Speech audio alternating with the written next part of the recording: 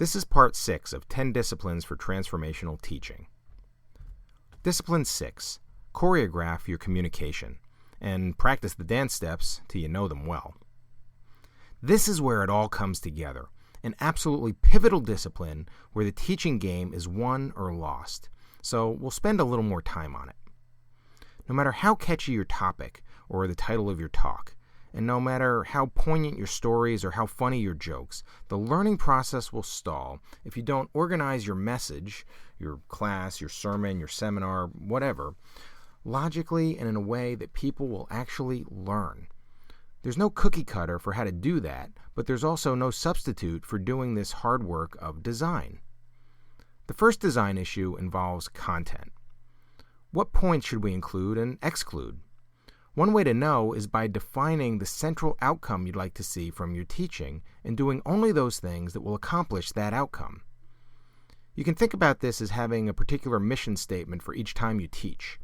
A mission statement that becomes a filter for deciding what you'll communicate and what you won't. If certain ideas, examples, stories, exercises, and so on don't contribute to the mission of your message, then toss them out. It doesn't matter how intriguing or entertaining they might be. In the end, if an idea isn't mission consistent, then it's a distraction.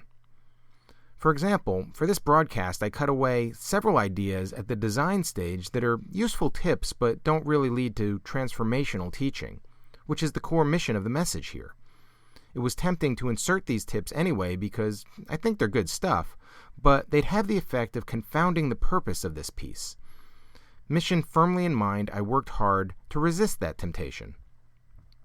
The second design issue is delivery. How will you communicate the content so that people learn and remember? Here, choreograph may be a helpful metaphor for us.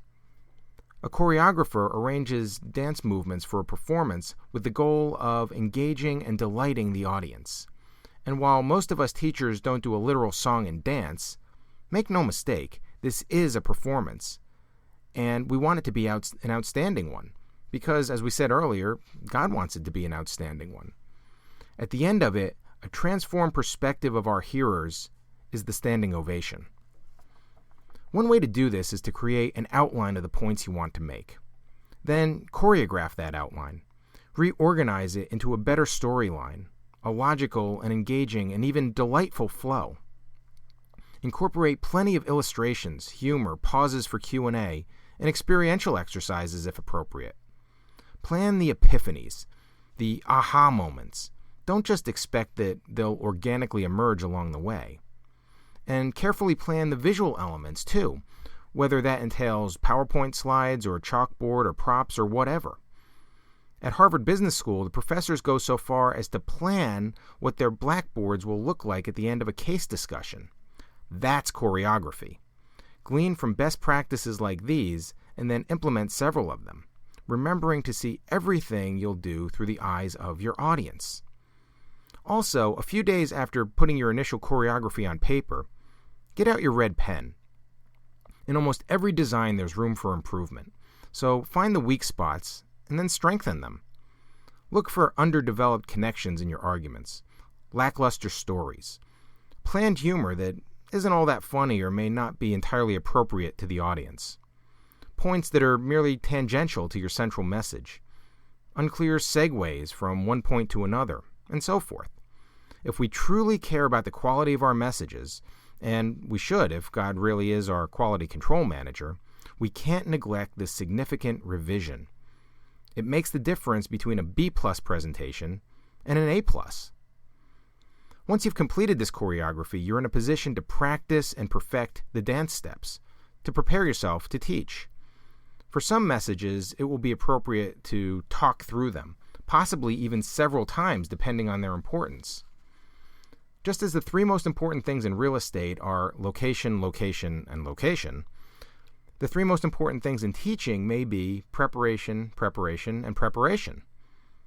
There's no one right way to do this, but there's also no avoiding it if you want excellence.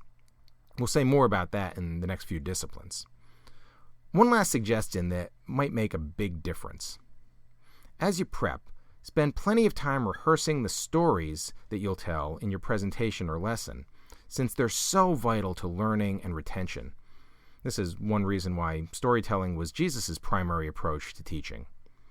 I recognize that this notion of rehearsing might seem odd to you, especially if you're already a pretty good storyteller. But great storytelling doesn't appear ex nihilo, not even for professional storytellers. And besides that, it can always be made better. So, as is true for any performance, success requires that we rehearse before going on stage.